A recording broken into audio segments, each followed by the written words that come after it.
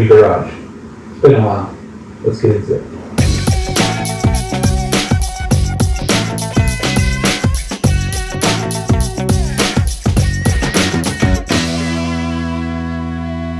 Today I'm going to talk to you about one of my favorite tools in the garage. And just in time for Halloween, it's a chainsaw. This is the DeWalt Dc Cs620, and it runs on their 20-volt max line of battery-powered tools. I got about 6 or 7 of these tools laying around, and I like being able to just use the same battery for everything. I always wanted to have a chainsaw in my tool shed, but never really had a need for it since I don't cut down many trees, and the only thing I would need is to cut branches and stuff that falls in the yard. But why not? It's a chainsaw. It's the coolest thing. Plus, you can scare the kids on Halloween. All you need for the chainsaw is one of these DeWalt 20-volt max batteries. I prefer to use something larger that's going to last a while, like a 4 amp hour, but you can pretty much use anything to get a cut or two out of it. Slide that baby in to the saw, just like that. One thing you do need outside of a battery is bar and chain oil. Just like any other chainsaw, it needs lube to run through the chain and to cut stuff. And I'm going to tell you a little bit more about that later on one of the downsides to this machine. But once you're fired up, you have your safety bar right here.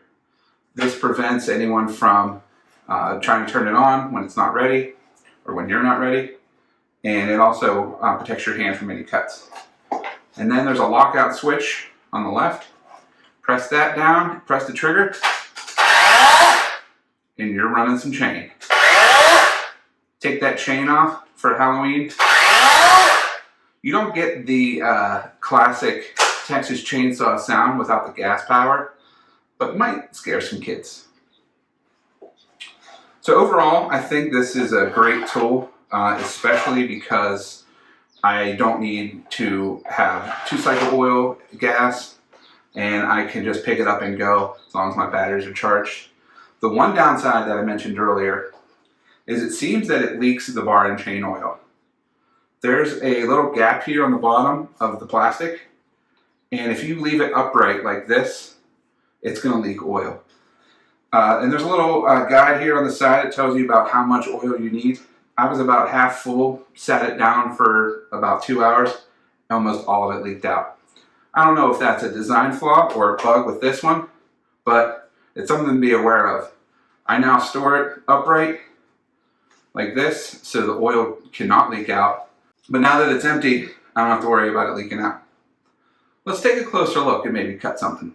So here I have a scrap piece of 2x4 strapped into my vise here. Then we're just going to give it a cut, see how it works.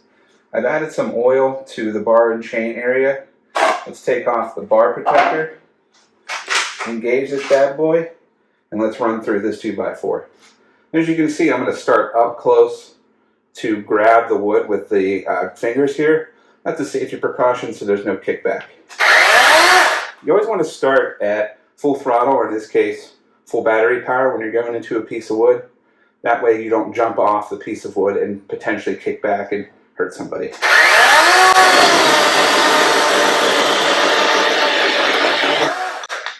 Now as you can see, that was like a hot knife through hot butter.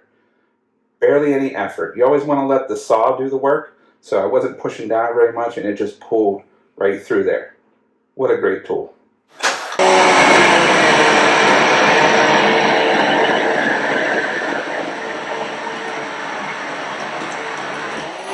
Couple final impressions is, besides the leaking oil thing, which hopefully I can address through warranty or just a no negative to this product, the side here has a chain and bar adjustment.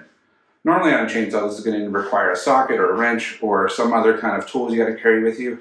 Here you can just rotate it with your hand, lock it in. Some people don't like this. It's really easy to check and tighten. You always want to make sure your chain's not too loose that it'll pop off and not too tight that it'll grind whenever it's spinning around the bar.